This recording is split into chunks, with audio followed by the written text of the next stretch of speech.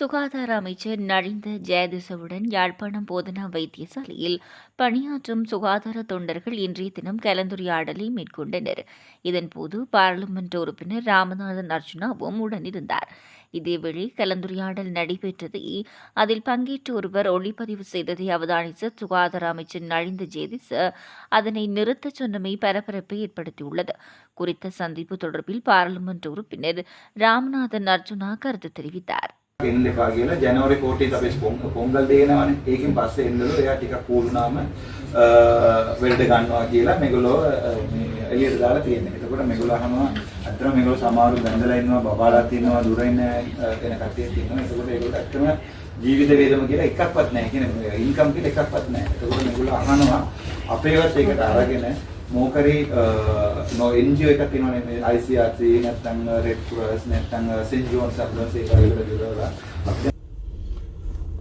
வணக்கம், நான் டாக்டர் ராமநாதன் அர்ச்சுனா. இன்றைக்கு 23ஆம் தேதி 2024ஆம் ஆண்டு டிசம்பர் மாதம். இன்றைக்கு காலமாக வந்து எங்களுடைய யாழ்ப்பாணத்தில் இருக்கிற 170 சுகாதார தொண்டர்களில் 28 பேர், அதாவது வந்து முடிந்தாக்கள் மட்டும் அவர்கள் விரும்பி சுகாதார அமைச்சரை சந்திக்கணுன்றதுக்காண்டி சுகாதார அமைச்சுக்கு வந்திருந்தார்கள். காலம் 8:30 போல வர சொல்லியிருந்தான் அவர்களை. அப்போது சுகாதார அமைச்சர் இன்றைக்கு வந்து மக்கள் குறைகள் நாள், அதாவது வந்து மக்கள் குறைகளை கேட்கின்ற நாள் இன்றைக்கு மகாஜன தவசக் அப்படின்னு சொல்கிறவ. அப்போ அங்கே போய்க்குள்ள டாக்டர் ஹன்சகான்னு சொல்லி டிப்யூட்டி ஹெல்த் மினிஸ்டர் இருந்தவர், அவரோட நான் போய் கதைச்சேன். நான் அவரோட கதை கேட்க ஹன்சகா சார் சொன்னவர் என்னென்றால், என்னதான் எம்பியாக இருந்தாலும் அவர்களுடைய சார்னு கூப்பிட்றது நான் பெருமைப்படுறேன். ஸோ ஹன்சகா சார் சொன்னவர், நீங்கள் அவையை கூட்டிகிட்டு நேரில் மினிஸ்டர் ஆஃபீஸுக்கு போங்கோ ஆச்சுன்னா நாங்கள் அங்கேயே மீட் பண்ணுவோம் சொல்லி. ஸோ அந்த 28 பேர் முதல் 5 பேர் தான் வந்திருந்தவை. அப்போ சுகாதார அமைச்சரே சொன்னவர், அங்கே தான் வித்தியாசம். சுகாதார அமைச்சரே சொன்னவர், இல்லை 28 பேரையும் வர சொல்லுங்க, 28 பேரும் கொழும்புலேருந்து வந்து யாழ்ப்பாணத்துலேருந்து வந்திருக்கணும். ஸோ அங்கேருந்து வந்தால் நாங்கள் கூப்பிட்டு கதைக்கணும், அங்கேருந்து கூப்பிட்டு கதைக்கணும். அப்போ கட்டாயம் 28 பேரையும் வர சொல்லி 28 பேரோடையும் சுகாதார அமைச்சர், மற்றது சுகாதார செயலாளர், அது தவிர சுகாதார பிரதி அமைச்சர், இவ்வளோ பேரும் 28 பேரோடையும் வந்து கதைச்சவை. அவர்கள் கதைச்சு கொண்டிருக்கும் போது நான் அவர்களுக்கு சொன்னான், அதாவது வந்து என்னென்றால் சுகாதார அமைச்சில் அவர்கள் வந்து கதைச்சிருக்கும் போது அவர்களுடைய விடயங்களை, சுகாதார அமைச்சில் மக்களுடைய விடயங்களை வந்து அவர்களுக்கு நான் தெளிவாக சொன்னேன். தெளிவாக சொன்னபோது அவர்கள் சுகாதார அமைச்சரும் விரும்பி கேட்டுக்கொண்டார். அது தவிர சுகாதார பிரதி அமைச்சர் மற்றது செயலாளர், உங்களுக்கே தெரியும் அனில் ஜெயசிங்க சார், ஒரு பிரபல்யமான மிகவும் ஆளுமையான ஒரு செயலாளர். நான் இது போல காலம் வந்து சுகாதார அமைச்சரை வேலை செய்திருக்கிறேன். NPP அரசாங்கத்துக்கும் ஏற்கனவே இருந்த அரசாங்கத்துக்கும் உள்ள வித்தியாசம் இதுதான்.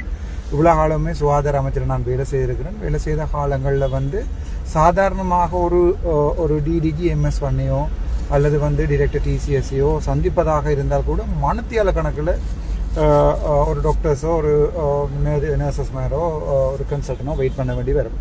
ஆனால் ஒரு சுகாதார அமைச்சரை வந்து ஒரு யாழ்ப்பாணத்துலேருந்து வந்து கனிஷ்டராக ஊழியர்கள் நேரில் போய் சந்தித்து தங்களுடைய பிரச்சனைகளை அவர் டிரான்ஸ்லேட் பண்ண சொன்னது NPP அரசாங்கத்தை பொறுத்த வரைக்கும் எனக்கு அவர்களோட வைத்திருந்த மதிப்பில் வந்து 10,000 மடங்கான மதிப்பை ஏற்படுத்தி இருக்குது. முக்கியமாக நலிந்த சாராக இருக்கட்டும், அல்லது வந்து ஹன்சகா சாராக இருக்கட்டும், அல்லது வந்து எங்கள்ட அனில் ஜெயசிங்க சாராக இருக்கட்டும், அவர்களுடைய சேவைகள் வந்து மிகப்பெரிய அளவில் பொதுமக்களை சென்றடையும் இந்த 5 வருடங்களில் எனக்கு எந்த டவுட்டும் இல்லை. அதை தவிர அங்கே எடுக்கப்பட்ட முக்கியமான முடிவுகள் என்னன்னு சொன்னால், அங்கே 84 பேருக்கு வந்து லிஸ்ட் போடப்பட்டு அந்த 84 பேருடைய யாழ்ப்பாணம் போதனா வைத்தியசாலையில் சம்மந்தப்பட்ட வைத்திய அதிகாரி 84 பேருடைய லிஸ்ட் போடப்பட்டு அவர்களுடைய ஸ்பெஷல் பேட்ச் கொடுக்கப்பட்டு இவர்கள் ஜெஃப்னா டீச்சிங் ஹாஸ்பிட்டலில் அடுத்த முறை வேலை கிடைக்கும் போது அவர்களுக்கு முன்னுரிமை என்று சொல்லி எல்லாம் வைத்திருக்கிறார்கள் என்று சொல்லி முறைப்பாடு அளிக்கப்பட்டது. மிக தெளிவாக சொல்லியிருக்கார் சுகாதார அமைச்சர். அப்படி யாரையுமே விரும்பின மாதிரி எல்லாம் ப்ரையாரிட்டி கொடுத்து வேலைக்கு எடுக்க இயலாது. அடுத்த முறை நாங்கள் வேகன்சி இப்போ கார்டர் ரிவிஷன் பண்ணி கொண்டிருக்கிறோம். கார்டர் ரிவிஷன் பண்ணிக்க வடக்கு மாகாணத்துக்கு வந்து கூட கார்டர்ஸ் கிரியேட் பண்ணுறதுக்கு ட்ரை பண்ணுறோம். அப்படி நடக்கல இந்த 170 பேர் மட்டுமல்ல 300 பேர் முதல் வேலை செய்தாமன்னு சொன்னவ 300 பேருக்கும் ஈக்குவலான அடிப்படையில் முன்னுரிமை கொடுக்கப்படும். முதலாவது. ரெண்டாவது, இனி போய் நீங்கள் அங்கே வேலை செய்கிறீர்கள்ன்றதுக்காக உங்களுக்கு முன்னுரிமை கொடுக்கப்படுறதோ அல்லது சம்மந்தப்பட்ட வைத்திய அதிகாரியோட நீங்கள் நிற்கிறீங்க, கொஞ்சம் பேர் 24 பேர் 28 பேர் முதல் 49 பேர் இங்கே கொழும்புக்கு வந்துட்டோம்ன்றதால அவர்களுக்கு முன்னுரிமையாக கொடுக்கப்படுறதில்லை. யாருக்கும் எந்த முன்னுரிமை இல்லை, அவருடைய தகுதி அடிப்படையில் தான் முன்னுரிமை கொடுக்கப்படும் என்று தெளிவாக சுகாதார அமைச்சர் சொல்லியிருக்கிறார். அது தவிரவும் அங்கே அவர்களுடைய தனிப்பட்ட பழிவாங்கல் நடக்கிறன்னு சொல்லும்போது அதற்கும் அவர் ஒரு முற்றுப்புள்ளி வைப்பதாக தெளிவாக சொல்லியிருக்கிறார். அது ஏஓவாக இருக்கட்டும், அங்கே இருக்கிற யாராவது டாக்டர்ஸாக இருக்கட்டும், யாராவது வைத்திய அதிகாரியாக இருக்கட்டும், இருக்கிற நிர்வாகியாக இருக்கட்டும், யார் சம்பந்தமான நடவடிக்கைகள் கம்ப்ளைண்டாக எழுதி தரப்பட்டாலும் அவர்களுக்கு முழுமையான இன்குவரி போடப்படும் என்றதை தெளிவாக சொல்லியிருக்கிறார். அது தவிரவும் அந்த வந்த பிள்ளைகளுக்கு இந்தியா நாளில் இருந்து ஒரு முக்கியமான செய்தி, அதாவது நாங்கள் சும்மா போய் வேலை செய்கிறால பிரயோசனம் இல்லை. மிகவும் சந்தோஷமான விஷயம் என்னென்றால் இன்றைக்கு பின்னர் ஒரு 1 ஹவருக்கு முன்னம் லண்டனில் இருந்து ஒரு அண்ணாவரால் காய்ச்சவர் தாங்கள் 100 பேர் சேர்ந்து ஒரு சின்ன ஏதாவது ப்ரொஜெக்ட்டுக்கு ஃபண்ட் பண்ணுறோம் தம்பி, உள்ள நம்பிக்கை இருக்குது, நீங்கள் அதை செய்யுங்கன்னு சொல்லி. அப்போ நான் சொன்னால் அண்ணா 1% எனக்கு காசில் அதில் லாபம் வேண்டாம், ஒன்றுமே வேண்டாம், நீங்களே போட்டு உங்களோட பேர்லேயே கம்பெனியை ரெஜிஸ்டர் பண்ணி நீங்களே செய்யுங்கோ. அது ஒரு ப்ரப்போசல் எழுதி தர சொல்லியிருக்கணும். நான் நினைக்கிறேன் அந்த 300 பேருக்கு மட்டுமல்ல, மிச்சம் 3000 வேலையில்லா பட்டதாரிகள் 3000 பேரை தவிர இளைஞர் எல்லாருக்குமே அவருடைய தகுதியின் அடிப்படையில் நியாயமான அடிப்படையில் என்னால் முடிஞ்ச வேலையில் நான் வேண்டி கொடுக்கறது ட்ரை பண்ணுறேன். அவர் என்னோட வாய்மொழி மூலம் சொல்லித்தான் இருக்கிறார். யாழ்ப்பாணத்தில் எக்கச்சக்கமான காணிகள் சும்மா இருக்குது, அந்த காணிகளை எடுத்து ஒரு பொழுதுபோக்கோ அல்லது சும்மா ரீச்சான்னு சொல்லி எங்களோட தமிழ்கிட்ட தேசிய தலைவர்கிட்ட காசில் கொண்டு வச்சு காட்டி சும்மா காட்டுறதை விட்டுட்டு நாங்கள் மக்களுக்காக, மக்கள் விரும்பி குழந்தைகள் போய் சந்தோஷப்படுறதுக்கு அந்த பார்க்கெல்லாம் கட்டி பெரிய டைனோசர் எல்லாம் இல்லை, அது ஒரு வித்தியாசமான திட்டம் ஒன்று செய்து வைத்திருக்கிறேன். உலகளாவிய ரீதியில் ஃபேமஸான ஒரு ஸ்போர்ட் ஒன்றை இங்கே அறிமுகப்படுத்துறதுக்கு என்னோட அதுக்குரிய மெம்பர்ஷிப் ஸ்ரீலங்காவில் என்னோட மட்டும்தான் இருக்குது. ரெஜிஸ்ட்ரேஷனும் பாதியில் நிற்கிது, முடிக்க வேணும். ஸோ அவர்களுக்கும் இது ஒரு சந்தோஷமான செய்தி. எடுத்த உடனே செய்கிறாரு, மேபி 6 months. அதை விட சொல்லியிருக்கிறார் என்னென்றால் சுகாதார அமைச்சர் இன்னொரு வேலை ஒன்று கொடுக்க போகிற கூட அந்த 300 பேருக்கு முன்னுரிமை கொடுக்கப்படும். ஆகவே நீங்கள் இனிமேல் வேலைக்கு போகிறதாலேயோ அங்கே இருக்கிறதாலேயோ ஃப்ரீயாக வேலை இருக்கிறதாலேயோ இல்லைன்னு சொல்லி இவ்வளோ காலம் வேலை செய்யக்கூடிய கம்பன்சேஷனை வழக்கு போட்டு நாங்கள் எடுக்கிறதா தீர்மானிச்சிருக்கிறோம். ஸோ அந்த வழக்கு சம்பந்தமான நடவடிக்கையும் முன்னுக்கு ஈடுபடும். சரியான சந்தோஷமாக இருக்குது. மக்களும் ஆதரவளிக்கிறார்கள். புலம்பெயரில் இருக்கிற தமிழாக்களும் முக்கியமாக டயஸ்போரா சம்பந்தமாக சுகாதார அமைச்சரோட கதைச்சிருந்தான்.